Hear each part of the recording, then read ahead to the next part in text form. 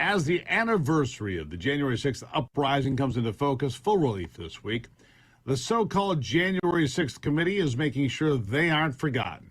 The mainstream media is helping them every step of the way, even though most of America, frankly, doesn't seem to care about any of it. Not at all.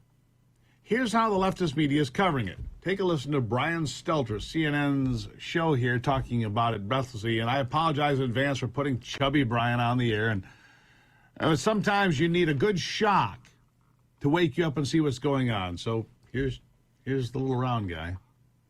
And some journalists have been candid about PTSD and trauma. We're going to get into that. But on the topic of that day and the cell service and the lack of full awareness, I think it's really important to remember it didn't look as bad on TV as it actually was. And that's not the fault of any television network or any producer or anything. It's just most of the live shots were from far away.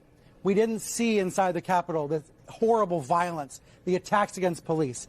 There were only a few of those videos that came out during the day.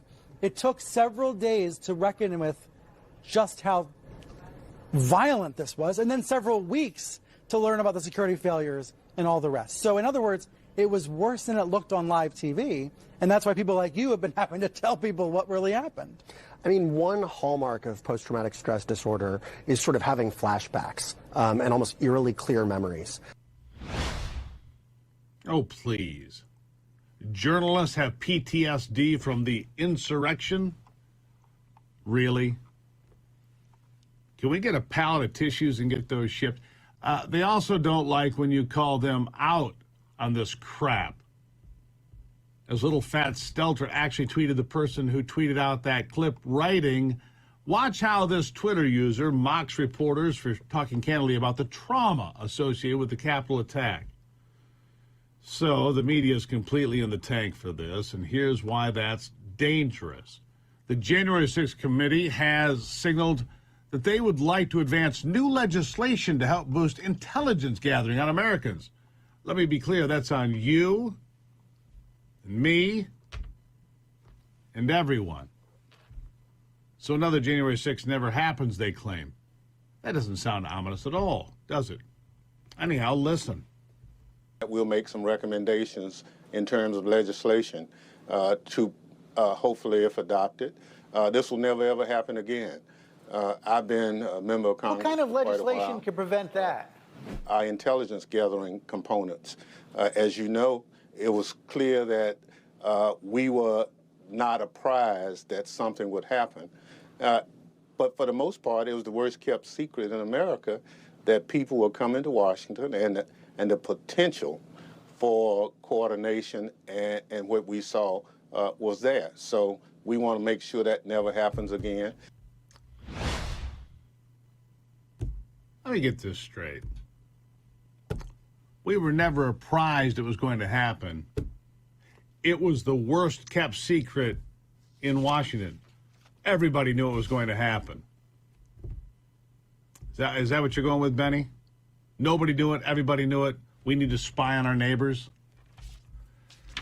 I have a better idea. Don't continue the Patriot Act, and don't put new crap on the books so that you think you can legally, just because the government says you can do it, doesn't make it right. All right? Remember, in 1936, being Jewish in Germany was illegal. That certainly didn't make the law right, even though it was the law. Wake up. So, yeah, like I said, doesn't sound ominous at all, except that George Orwell would blush. But this is also after the FBI, no fans of Republicans right now, even said they could find no evidence of coordination, none. So the January 6th committee is just straight up lying about that in order to help pass intelligence gathering legislation, which means spying on you. They want to put you under a microscope. And here's our hero of the Republic, at least in her own mind, Congresswoman Liz Cheney, with the latest bombshell about President Trump and January 6th. This shows he was coordinating the day, apparently. Just listen to this from Liz Cheney. Now we are learning much more about what former President Trump was doing while the violent assault was underway. The committee has firsthand testimony now that he was sitting in the dining room next to the Oval Office watching the attack on television as the assault on the Capitol occurred. Well, oh my God. He was watching it on TV? You mean like the rest of us? Trying to figure out what was going on? He was watching it on TV while he was trying to stage a coup, an insurrection even? Doesn't it tell you something that nobody has been charged with insurrection, which, by the way, is a crime in America, but nobody's been charged with insurrection? They use the word falsely. Anyhow, I think Liz Cheney has a future and will soon be running the far-left Lincoln Project, where she belongs. After all, her days in Congress are certainly numbered, so that's where that's going to happen. Unfortunately for Democrats and Republicans on the committee and Democrats in the mainstream media, like Chubby Bryan, the American people don't care at all. How about a poll from Politico and Morning Consult showing more Americans see the Republican Party headed in the right direction compared to Democrats? 1 year after the riots of January the 6th, the insurrection, the attempted overthrow of the American government, and all this other blather that they put out there, Republicans are more popular. So, yeah, Democrats, I don't think pushing January 6th will have the result they think it will, but I think they should continue. Let them dither on. I mean, after all, it's less dangerous than some other things they could be doing at any given moment. That is for sure.